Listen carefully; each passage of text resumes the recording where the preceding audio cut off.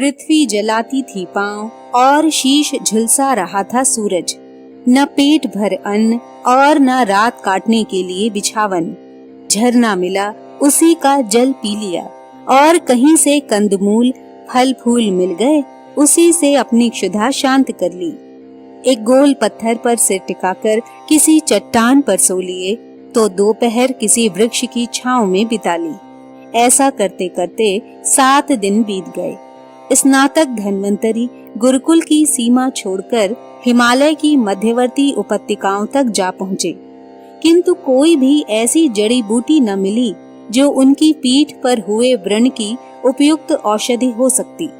धन्वंतरी का शरीर थक कर आधा हो गया था, पर वाहरी लगन, धन्य रे ऐसे तप कि एक ऐसी जड़ी बूटी की खोज जो किसी भी फोड़े से पीड़ित का अचूक उपचार सिद्ध हो सकती, धन्वंतरी को उसके पीछे ही लगाए रखा। धन्वंतरी भिषगाचार्य के अंतिम वर्ष में शोध कर रहे थे। औषधि शास्त्र का उन्होंने ऐसा अध्ययन किया था कि स्वयं उपकुलपति भी कई बार उनसे आवश्यक जानकारियां लिया करते। आयुर्वेद का ऐसा गहन अध्ययन इतिहास में शायद ही कोई और कर सका हो। एक एक ऋचा पर उन्होंने कितना कितना परिश्रम किया, ये तो वो स्वयं ही जानते थे। पर आयुर्वेद का निधान धन्वंतरी आज कई दिन से भ्रमण कर रहा है। एक एक जड़ी, एक एक बूटी का प्रयोग कर डाला है उन्होंने, पर एक भी तो पत्ती ऐसी नहीं निकली जो उनकी पीठ पर हो गए फोड़े के घाव को ठीक कर देती।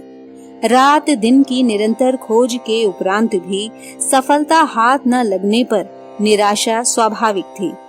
युद्ध में पराजित सैनिक की भांति हारे थके धन्वंतरी पुनः गुरुकुल की ओर लौट पड़े। वहां तक पहुंचते पहुंचते भी हजारों बूटियों का प्रयोग करके देख लिया, किंतु अंत असफलता ही असफलता। धन्वंतरी को ना कोई बूटी मिली और न पीठ का फोड़ा अच्छा हुआ। धन्वंतरी की मुखाकृति देखकर विभत्सता को भी करुणा आ जाती, पर उनकी खोज की जिज्ञासा शांत न हुई। सूखे मुख, मुरझाए बाल, शिष्य की ऐसी खिन्न मुद्रा देखते ही गुरु की आंखें छलक उठीं। उन्होंने स्पष्ट ताड़ लिया कि धन्वंतरी को कोई उपयुक्त औषधि मिल नहीं पाई। तात, बड़ा कष्ट पाया तुमने, कहते हुए आचार्य प्रवर ने बड़ी करुणा, बड़े स्नेह से धन्वंतरी के उत्तरीय को हटाकर देखा।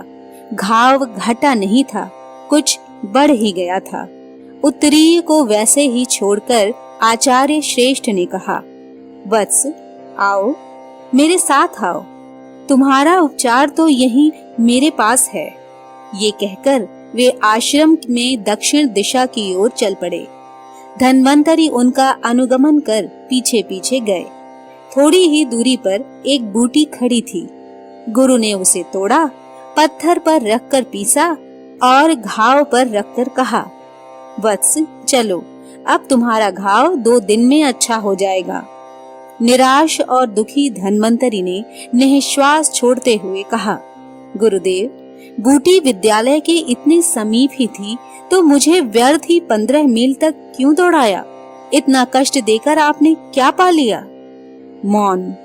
ऋषि ने अत्यंत सकरुण नेत्रों से धन्वंतरी की ओर देखा, कहा कुछ नहीं। वह तो उनकी आत्मा थी जिसने आप ही उत्तर दे दिया।